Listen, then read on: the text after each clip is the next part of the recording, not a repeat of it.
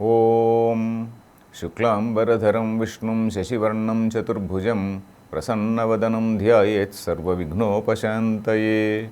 Om. Dear friends, welcome to Geeta.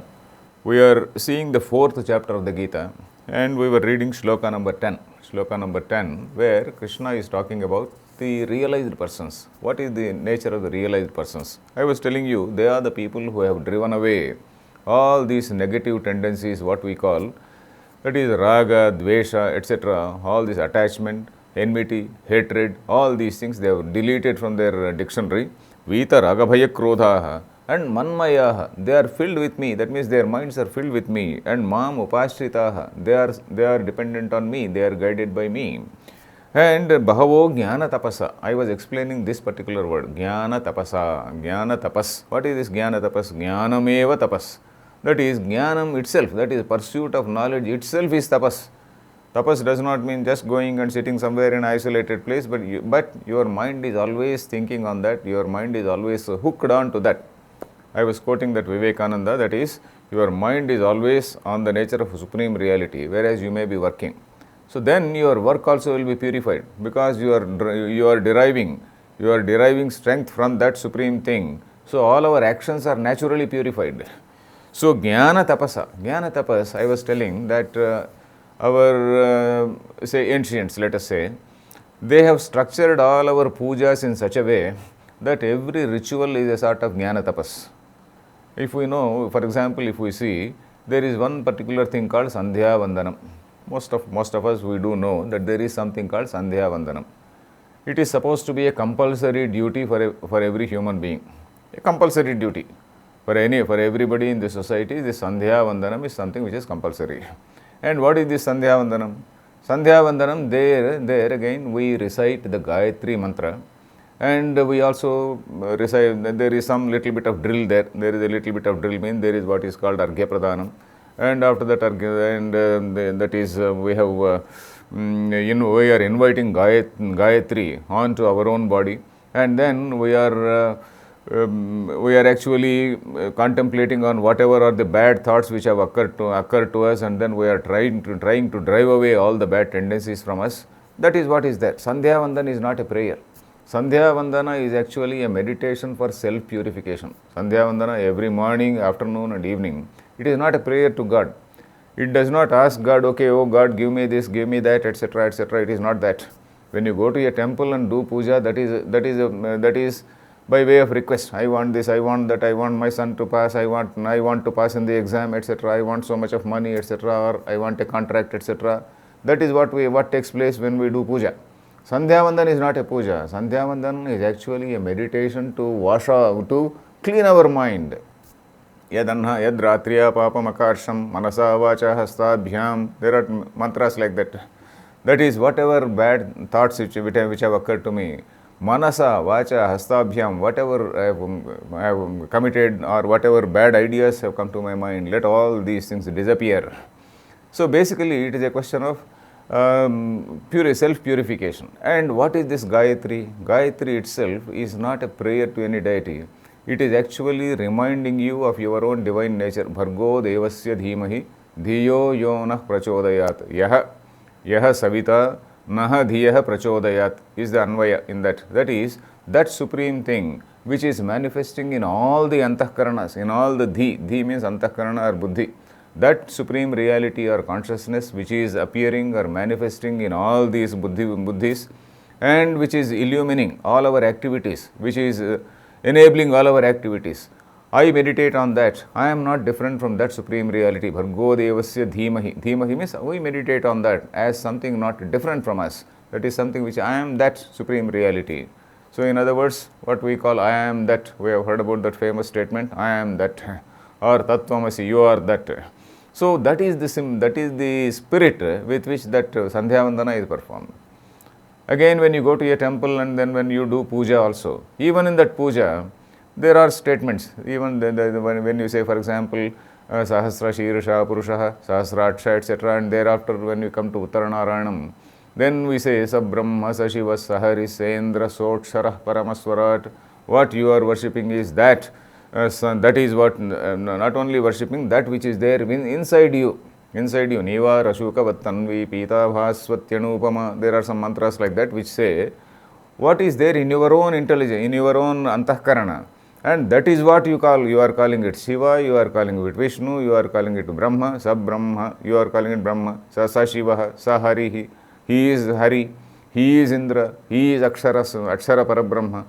What is there in your mind, your own, what is illumining your mind is the same what you call Brahma, Vishnu, Maheshwara, etc., etc. So this is the way our pujas are also structured. Why have they done that? Because a person while doing puja, maybe Satyanarayana Vratam or some other Vratam, he is initially having that spirit of, okay, I need this, I want this, I want more prosperity, etc., etc. But while performing, by chance, if he comes to know the meaning of these things, basic idea is that. The basic idea is the man keeps on doing all these rituals. And while doing all these rituals, by chance, he will dwell on the meaning of these things. And when he continues to dwell on the meaning of all these things, then he will realize that there is something greater. There is something greater than what I am asking. So then he will slowly come to what exactly is the meaning of it, and then when he tries to understand what it is, and then he delves deep into that. So that is what is the idea. So most of our pujas, they are all structured in this way only. Bahavo jnana tapasa putaha. Putaha means pavitrikrutaha. They have been purified. Jnanam is something which is supposed to purify. Jnanam is something which is supposed to purify the heart of everybody. Because once there is a realized person does not have any enemy. A realized person does not have any raga dvesha. He rises above all these dualities. So that is what more purification do we need? A pure heart means he doesn't hate anybody. He has no prejudice. He has nothing. He is just totally open-minded. He is like a child. Jnani, Pandityam nirvidya balyena tishtaset, says one Upanishad. One Upanishad says, Pandityam nirvidya, that is after attaining Brahma Jnana, a person almost becomes like a child. A child has no hatred against anybody. Balyena tishtaset. Balyam means, there are two meanings given there. Balyam is that balasya bhavaha. That is you are very strongly in that frame of mind. That is one meaning. Balyena tishtaset. Another meaning is he is almost like childlike, not childish. Childish is different from childlike, we know. So he is a childlike. Because a child, we say child is the father of the man. Somebody said child actually is what? Child is somewhat very, very, very closest to God. So he is like that. Pandityam nirvidya balyena tishtaset. That is what is putaha. Madbhavam agataha. They have attained me. They have almost become me. Madbhavam agataha means they have become me.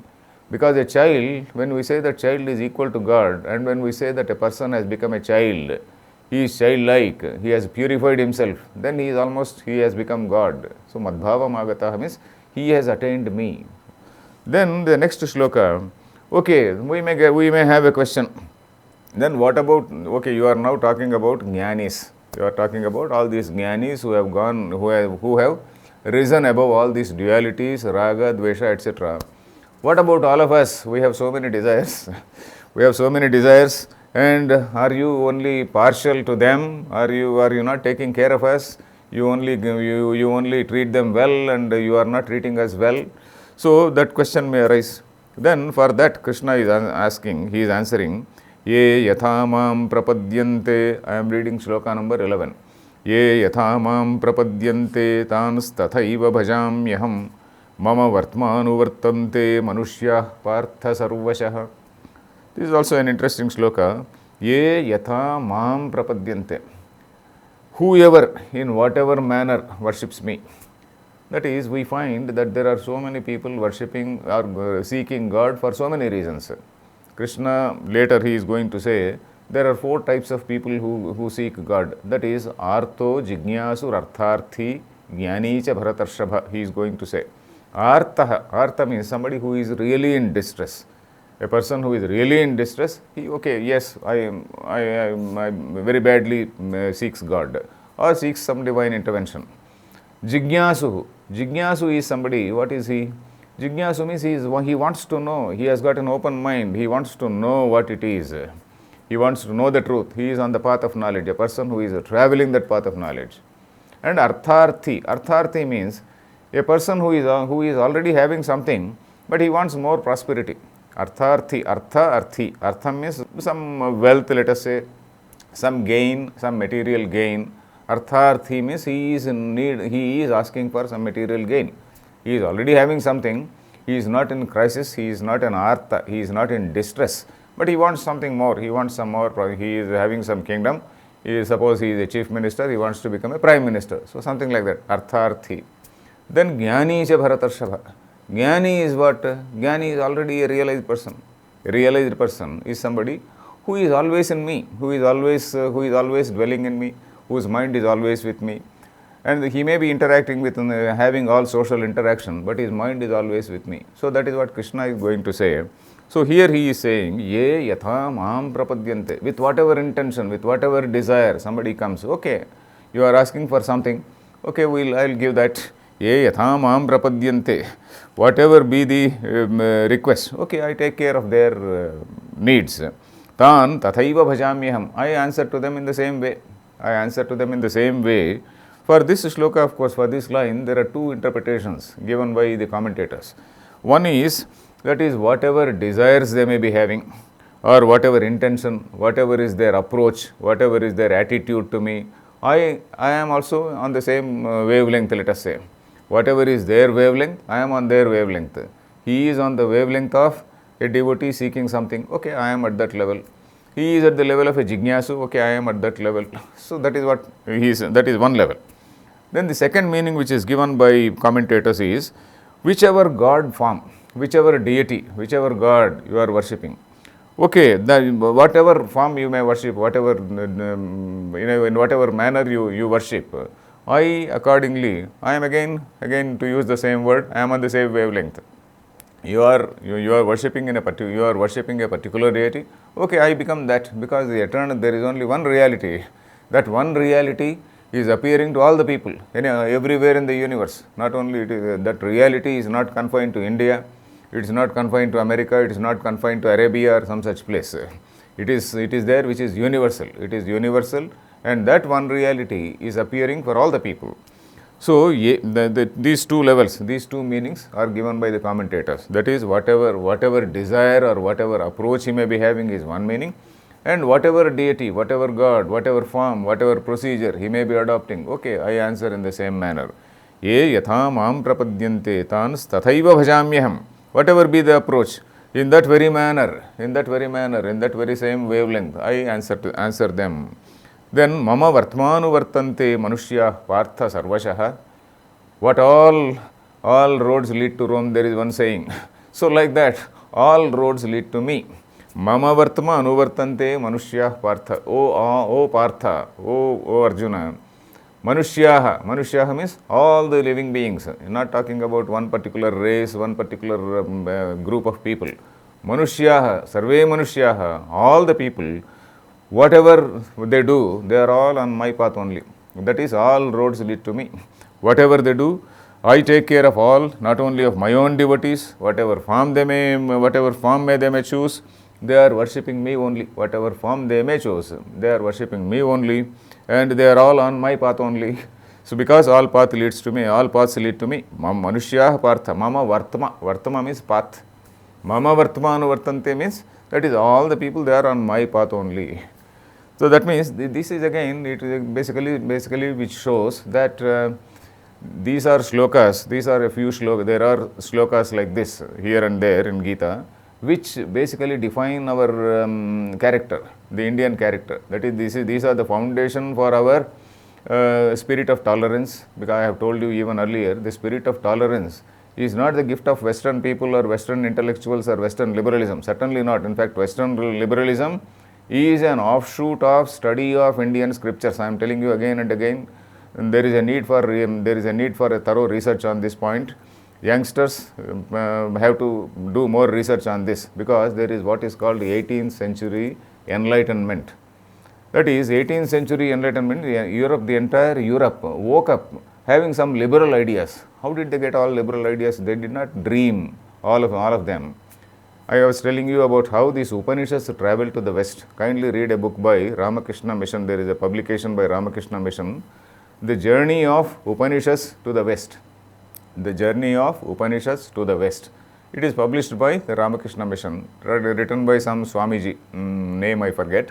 So that tells about how these Upanishads have traveled to the West, traveled in the sense how they were translated into Persian first, and from Persian to Latin, and how philosophers like Schopenhauer and Immanuel Kant, Hegel, and all these people thoroughly read, not only here in Europe, but people in America, people like Ralph Waldo Emerson, Thoreau, and all those, Henry David Thoreau, all these people, how they were influenced. In fact, there is another book also called The American Veda. The American Veda by Philip Goldberg. Philip Goldberg is an American writer. He writes about the impact of Vedanta on American society. It is a wonderful book telling about the impact of Vedanta, how all these Swamijis who went to America, even prior to the time when Vivekananda reached America, even much earlier than that, people were aware of what is called Upanishads and what is called Geeta.